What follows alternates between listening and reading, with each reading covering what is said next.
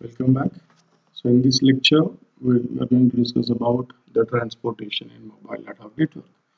So what are the various protocols we are going to use to transmit the data in mobile ad hoc networks like TCP and UDP?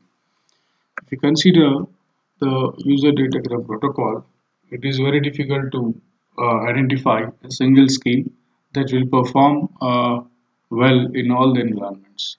So the various studies comparing the different routing protocols for mobile ad hoc networks typically measure the UDP performance. Several performance matrices are used like routing overhead per data packet, packet delivery delay, throughput or loss.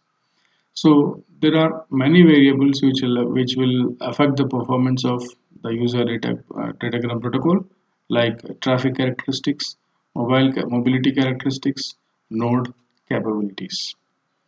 So another protocol called TCP, so which is meant for reliable ordered delivery, which will transforms the assure data transmissions.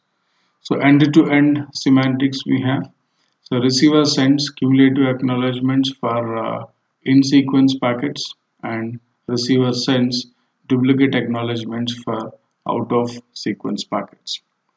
So the implements congestion avoidance and control using sliding window protocol. So the window size is the minimum of minimum size of the receiver's advertised window, which will be determined by the variable buffer space at the receiver, and congestion window, which will be determined by the sender based on the feedback from the network. So the congestion window size bounds the amount of data that can be sent per round trip time. So if you consider detection of packet loss by TCP, when you are transmitting the data by TCP, how it will detect the packet loss. So retransmission timeout, which may be acquired by sender sends the retransmission timer for only one packet, as we know. So if acknowledgement is not received before the timer expiry, the packet is assumed to be lost.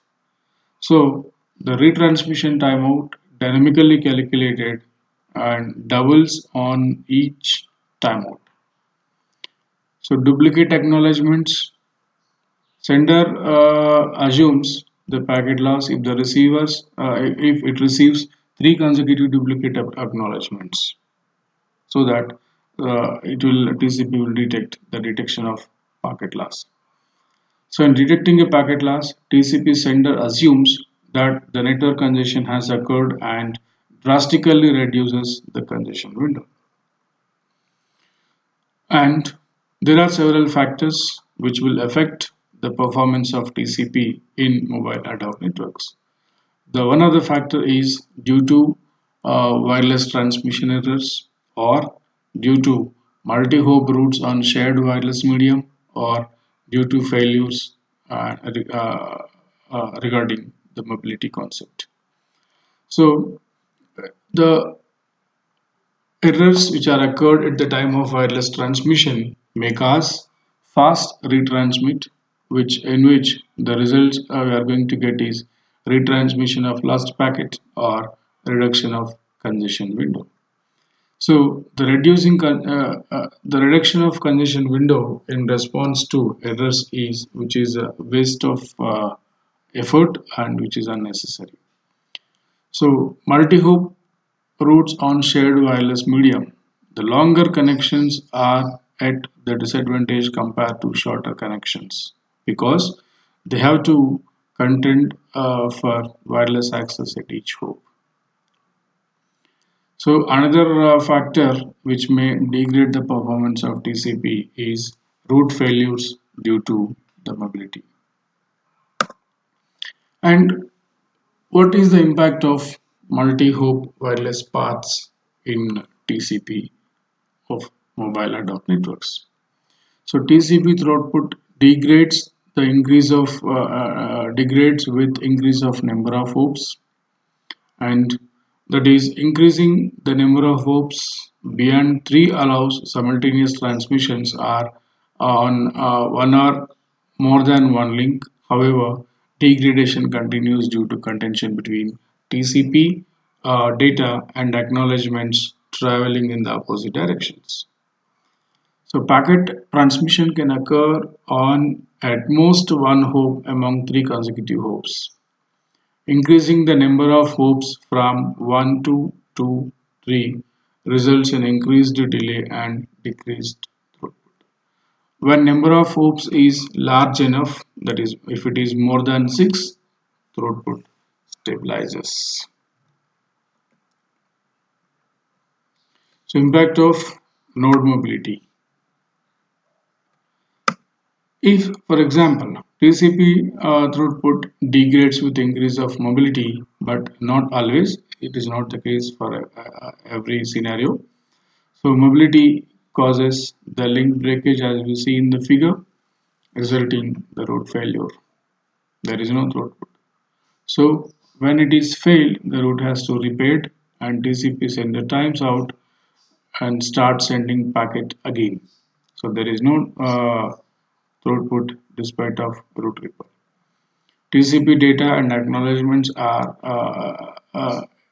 a route discarded. So larger route repair delays especially and harmful. So how improved throughput with increased mobility. So as we see in the figure, so route from A to D is broken for 1.5 seconds. So when TCP sender times after 1 second, route still broken. So TCP times after another 2 seconds and only then resumes. So that is which is called as low speed. High speed means, so if A to D is broken for 0.75 seconds, the TCP sender times out after 1 second, route is repaired. So TCP timeout interval somewhat independent of speed. So network state higher speed may sometimes be more favorable than the lower speed. So impact of route caching. So TCP performance typically degrades when caches are used for route repair. So when a route is broken, route discovery returns a cache route from local cache or from the nearby node. So after a timeout, TCP sender transmits a packet on the new route. However, typically the cache route has also broken after it was cached. So here we can, it is possible to see with various colors: timeout due to route failure, timeout cached route broken, and timeout second cache route is also broken. So another route discovery and TCP timeout interval. Process repeats until the good route was found. And when the caching, how the caching will be affected on the performance of TCP.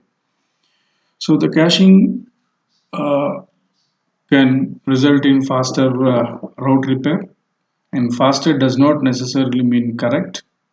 It is not correct. So if incorrect repairs occur, often enough caching performs very poorly. So if cache accuracy is not high enough, gains in routing overhead may be offset by loss of TCP performance due to multiple timeouts. So need mechanisms for determining when cached routes are stale. So how the impact of acknowledgements. So TCP acknowledgements share the wireless bandwidth with TCP data packets, and data acknowledgements are travel in opposite direction. Data is transmitted from source to receive destination, and acknowledgement is transmitted from destination to inverse path. So in addition to bandwidth usage, acknowledgements require additional receive send turnarounds which also occur incur time penalty. So reduction of contention between data and acknowledgements and frequency of send receive turnaround. So, so this is the impact of acknowledgements. So TCP parameters after route repair. The parameters we have after repairing the route. So window size, which is same as before route break and same as startup. Better be conservative than overly optimistic. So reset window to small value. Let TCP learn the window size. So retransmission timeout after route repair. This is another parameter.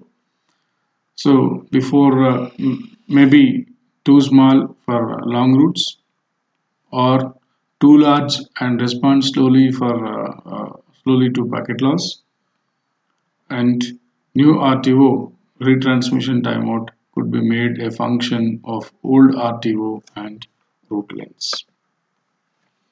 So improving TCP throughput. So network feedback is required, like network knows the why packets are lost and need to modify transport and network layer to receive and send feedback, need mechanisms for information exchange between layers.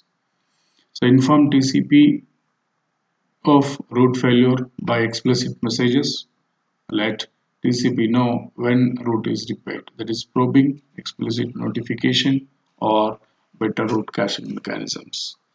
So reduces repeated TCP timeouts and backups. These are the various research possibilities in transportation of mobile ad hoc networks.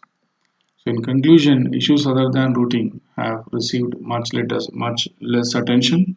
So there may be a scope for researching mobile ad hoc networks like applications and address assignment, quality of service issues, improving interaction between protocol layers. So thank you for watching, and if you have any queries, feel free to contact me. Thank you once again.